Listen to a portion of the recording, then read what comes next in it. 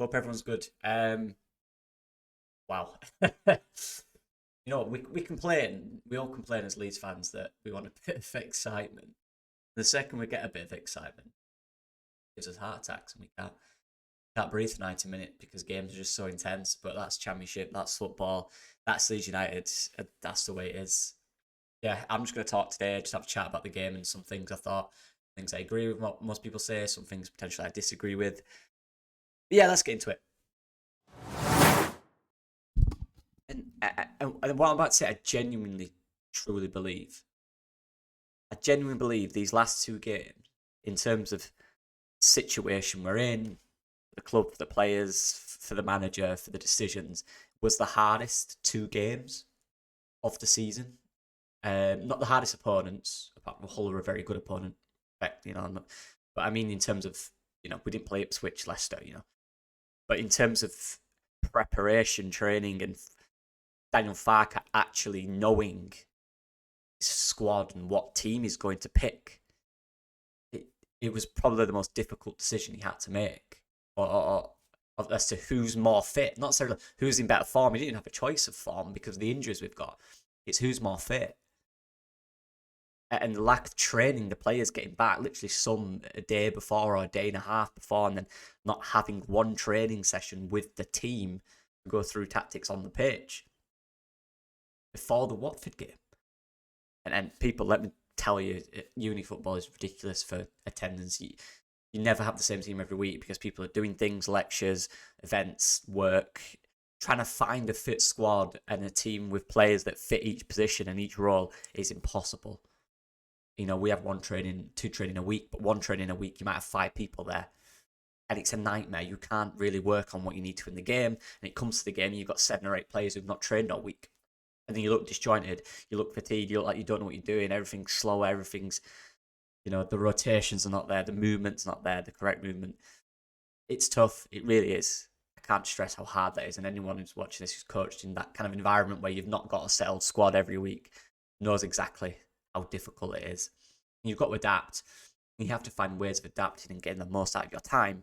And I've got this diagram, I showed it the other day. I've got it again here. It's a fitness graph. How fit everyone is in this from what Farke said and what I believe, based on the travel, based on injuries that he's talked about. This was the squad that played.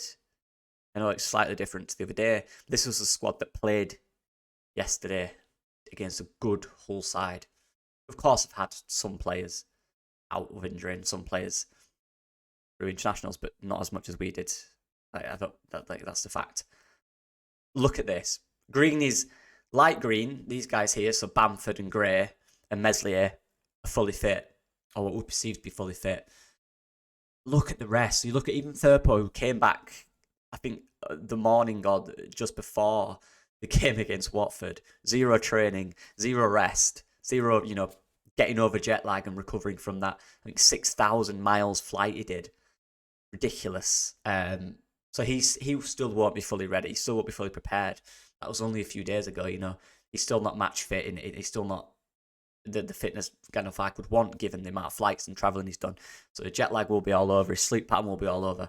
So he won't be fully fit. So he's kind of a muddy green. Ampadu, the amount of minutes he's played, I think he's played is 4 games in 11 days or something like that, which is mind-blowing. And then you can't take away the mental side of that, right? That mental kind of pressure and intensity he's been through during that penalty shootout, and just the kind of emphasis on every game is 3 points or has to be a win. He's winning a lot of football games, and that's tough. And the fact that he's captain of Leeds and he's that leader, that's going to be tough for him. A leader in the Wales squad. He won't be fully fit. He's played every minute. He'll be absolutely finished. So his fitness, I'd suggest, isn't full. And these even 2 or 3 days off, it's going to be huge for his recovery, mentally and physically. Rodon, as we know, as Farke said it after his interview after the game, he was struggling with back spasms, obviously through playing too much and fatigue. Most of the time, a player wouldn't play, or they get injected or whatever. So he's playing with pain. He's playing with painkillers.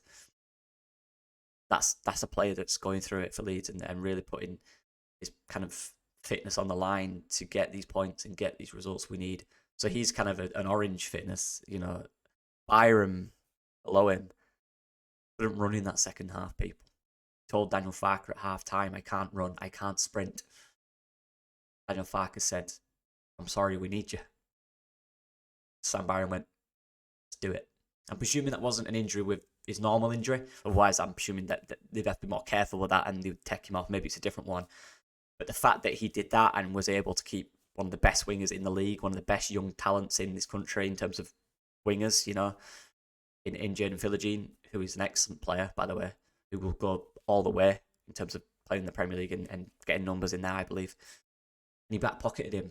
He did. He back-pocketed him. And for the second half, he couldn't run. Sprint. Unbelievable commitment and desire from Sam Byram to do what is required for the team in a situation where most teams or players at this point will go, right, you stay out of this game, we'll bring someone else in. But Daniel Farker needed this squad, given how many other little injuries they've got. He needed them, and Sam Byram was a huge part of that. Glenn Kamara, I know this isn't player ratings, people. I genuinely ain't got time. That takes a bit longer to do. I don't think it really matters about the rating at this point with 2 games in a week. I think that's not fair, kind of barometer to go on because they're not fit, they're not ready, they're not prepared for the game. Kamara as well was ill. He was ill. Guy playing with illness. Again, most weeks, player would sit out. The manager would complain, we've got all these players ill. Kamara, you've got to play, mate. Kamara said, right, I'll do it. I'll take whatever I need to play, and he played. Weren't great. Doesn't matter, does it? He did what he needs for the team, because if he doesn't play, with Gruev injured, we're in huge, huge trouble. But he did, so fair play to him. Archgray, probably the only fit one, but again, you've got to take his age and the amount of football he's played, and the fact he did play for England. Did play the most minutes. Obviously came off in the 60th minute in the second game and came on in the last 10 in the other one. So, yeah, probably fully fit in there. But then in Somerville as well, Daniel Farker said he had that injury problem before the game. He had a bit of a knock in training. He didn't train fully. Not fully fit. Rutter just had an op. Rutter's just come back from an operation. Probably still feeling it. He's probably playing on painkillers. He's probably still in pain, feeling uncomfortable. Doing it for the team. Dan James, more of a, again, played a lot of minutes. More that mental side of it, of missing that penalty and coming back to the happy you that was there before that international break. And that goal would have massively helped him. So shout out to Dan James for that. And Patrick Bamford, who's obviously not had the time, not been anywhere. So that's the squad. Well, Nonto's injured. Gruev's injured. Who am I forgetting? Strauch out for the season. Other players that are not quite fit enough or not quite in there. We've got a squad here that is hurting in this league. It's the same for everyone. You play the same amount of games, but based on the internationals and the reliance at the top of the league to literally not be able to drop any points. Otherwise, that could be it. That's how intense it is right now. I've got so much respect for these guys. I really do. So much respect for them. That they're really playing for the shirt. After the game, you look at the reaction and how much it means, and they know they're fighting so hard for this. So I'll never hear commitment problems. I'll never hear it. They are fighting so hard for this team and this league. They really want this, all of them, every one of them. Playing through pain, playing on painkillers, playing when they can't run, through illness, through bad fatigue. They're doing it for the side. And this is what I mentioned earlier the other day on Joe's video when we were talking about squad rotation, squad options. This is vital, people. Vital. We don't have that in depth right now. Obviously, we've lost so many players due to being relegated, and you can't bring so many in based on financial rules. So we focus solely really on the 11 and getting that core 11.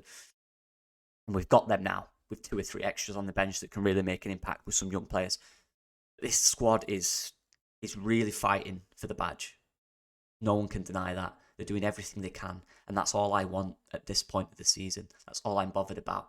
Performance is great, but also from that kind of coaching perspective and an analyst perspective, you understand what they're going through, and it's not about that. It's the mental performance now. How do they mentally deal with these situations? How do they mentally get through them? If that takes what it takes, it's fine. Fine by me. Of course you want a team to play excellent football. Truth of the matter is, you can't do that without fully fit players or training. That's the preparation. Fitness and training is everything. We've not had that. We've not had that rest.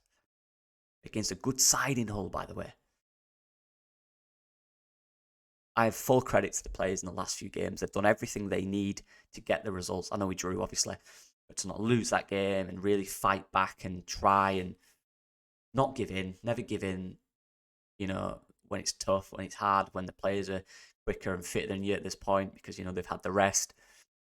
Fair play. Now we're going to need that and continue to need that in the last, 6, 7 games because, God, this is going to be a tough tight running because everyone else up there with us, especially Ipswich, are on a wave right now. These few days until our next game will be huge. The recovery rate will be massive for us. Massive. We just need to get it right. Get the minutes off the pitch right. Make sure they're relaxed. Get the sleep right. Get the recovery right. Train hard, but effectively. And we'll finally see for the running, the final part, the last 5 games, 6 games, the full potential of this team. And I'm excited for it. I can't wait. Because I just feel this kind of... And look, this is the thing about this league. You might do all this. We might win so much. We might drop 1 point in the next 6 games. And that might not be enough for top 2. It's crazy how crazy it is. But I believe in these players. I believe we can do it. Whether we will is down to the results. Let's see what happens. But I believe we can. I believe we have the desire and the heart to do it. I really do. We're not always performing at a great level, but we're always doing what it requires most of the time. These guys have won so many football games. They're winning. They're used to winning. They love winning. Even when the bodies are finished, even when they've not had any sleep, even when they're jet lagged, even when they're ill, injured, fatigued, playing on painkillers, they find a way to win a football game, and that is massive for me. I have so much respect for that. There's so many players cry off. Well, damn, I don't want to risk it. These guys are... Farker's telling them, you've got to risk it. And they accept it. Yeah, I get it. You need me. Fine. Let's go. Fair play. Honestly. Big games, all big games. Win the games. Out of the league. Do everything. And relax for a few weeks in the summer. Go wherever you want on holiday. Do whatever you need. Revitalise yourself. Relax yourself. Do whatever you want. Come back in the summer. And be ready to compete for your place. That's what we need to do. We need to get through these last games. These are huge. Every single game has to be a battle. We have to play to 95, 96 minutes. We cannot stop. We have the individual talent in there to win games off that. And that is huge. Yeah. Let me know what you guys think. Just a chat about this whole situation. And believe me, preparation for matches is never enough as you'd like as a coach. Ever. To add all this into it, Daniel Farker must be stressed. And fair play to him for being calm during all this. Because I promise you he is stressed. Shout out to Daniel Farker and his team. But yeah, let's go. I'm ready. I'm excited. I'm going to be at a few games, so I'm buzzing. I can't wait. I genuinely can't wait.